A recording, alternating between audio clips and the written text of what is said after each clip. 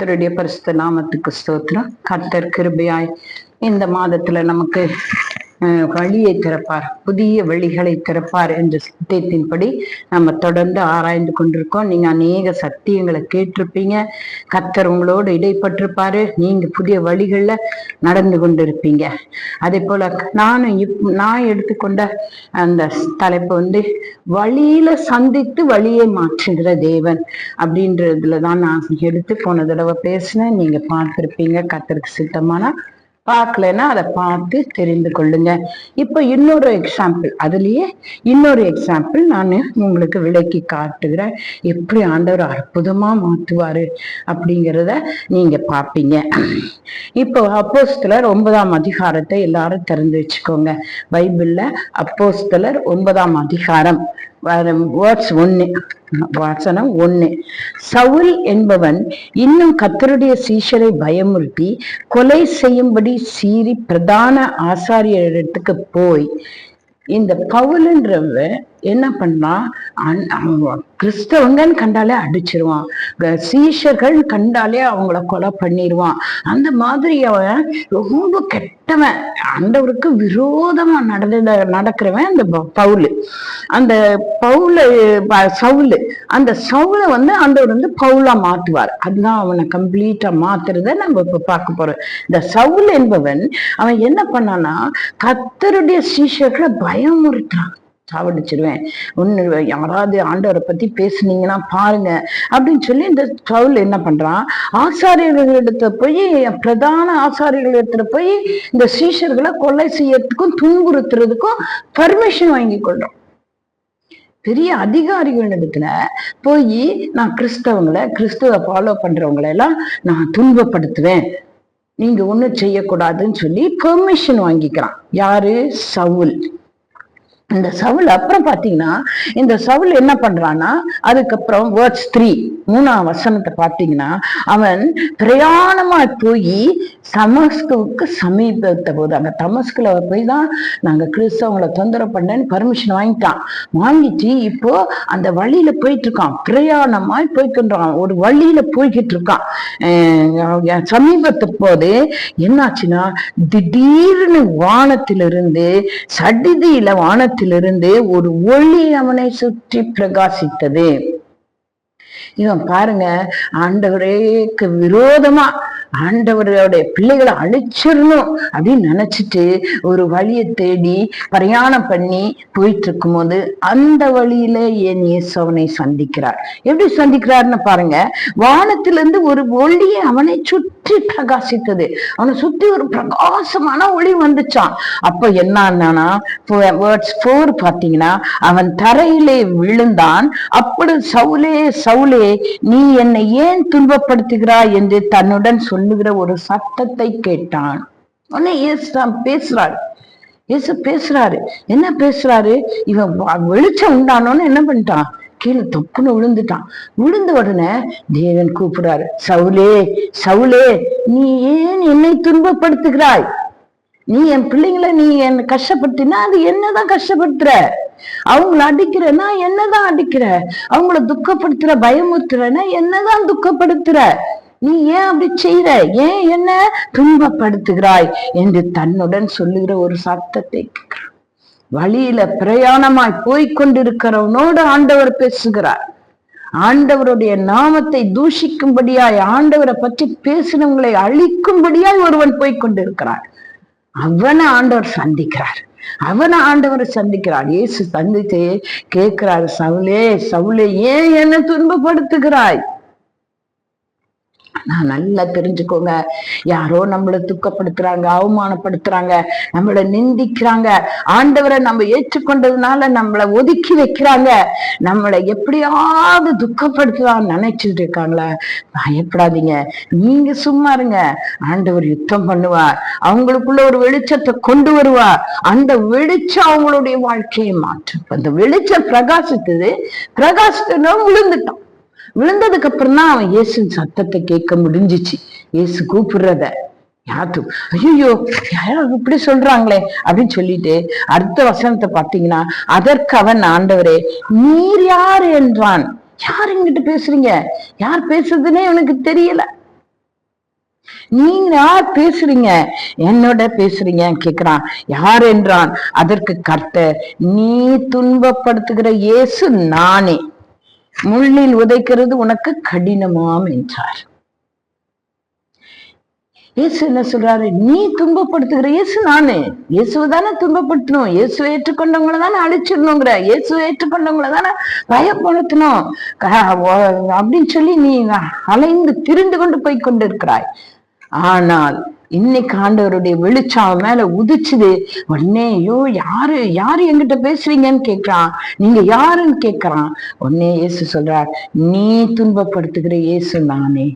ஆமாங்க, நம்மள யாராவது துக்கப்படுத்தினா, நம்மள யாராவது இயேசு நிமித்தமா, இயேசு நாமத்து நிமித்தமா நம்மள யாராவது வேதனை கொண்டு வந்தாங்கன்னு வச்சுக்கோங்களேன், இயேசு பேசுவார். நீங்க பேச வேண்டிய அவசியமே இல்லை. இயேசு முன்னால நிற்பார். நீ துன்பப்படுத்துகிற இயேசு நான் தான் சொல்லி அவனை மாத்திருவாரு, அவனோட வாழ்க்கையை மாத்திருவாரு. அவன் உனக்காக பரிந்து பேசி யுத்தம் பண்ணி கொண்டு வருவார் அவர் ஆண்டவர், வல்லமையுள்ள தேவன். அடுத்த வசனத்தை பாருங்க. அவன் நடுங்கி திகச்சிட்டான், பயந்துட்டான், நடுங்கி திகச்சிட்டு நான் என்ன செய்ய வேணும்னு சொல்றீங்க என்றான். அதுக்கு கர்த்தர் எழுந்து பட்டணத்துக்குள்ள போ, திரும்பி போ. உடனே பயந்துட்டான். அப்படிதாங்க, அப்படிதான் நடக்கும். எங்களை யாராவது துக்கப்படுத்துறாங்களா, துன்பப்படுத்துறாங்களா, இயேசு நின்று நியாயம் தீர்த்து அவனை மாற்றி விடுவார். அப்ப இவன் என்ன சொல்றான், நான் இஷ்டமே இல்லை. ஐயோ, உடனே அவன் பாருங்க, அவன் பிரயாணம் பண்ணிட்டு இருக்கும்போது அவனோட இறுதி எப்படி இருந்தது, இயேசுவோட பிள்ளைகளை அழிச்சுன்னு இருந்து. இப்ப அவன் மேல வெளிச்சம் உதிச்சுது.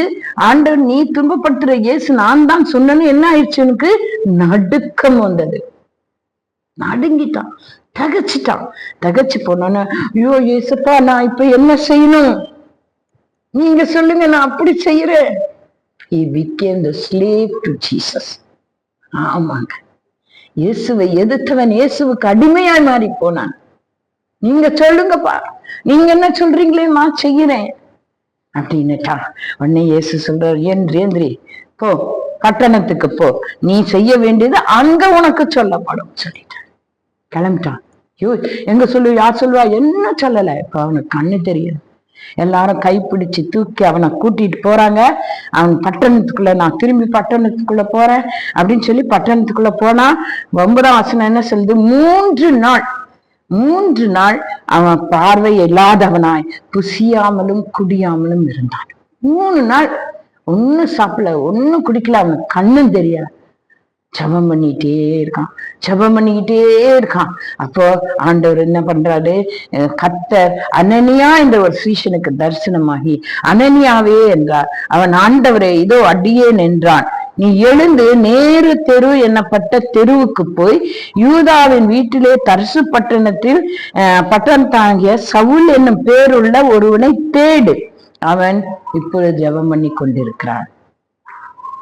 ஒரு சீஷனை கண்டுபிடிச்சு அவனுக்கு தரிசனமாகி அவனுக்கு அட்ரஸ் சொல்றாரு இயேசுவாமி. அவனோட அட்ரஸ் இது, நேரு தெருவுல இருக்கிறான், போ. அவன் இன்னார் வீட்டுல இருக்கிறான், போ, அவனை போய் நீ சந்தி. அவன் இப்போ ஜெபம் பண்ணிட்டு இருக்கான். என்னையே சுமாத்தணும்னா எந்த அளவுக்கு வந்து பாருங்க, உங்க அட்ரஸ சொல்லி அவனை போய் பார்த்து மாத்தினார். He knows each and every single point of view. எல்லாத்தையும் அவருக்கு தெரியும்.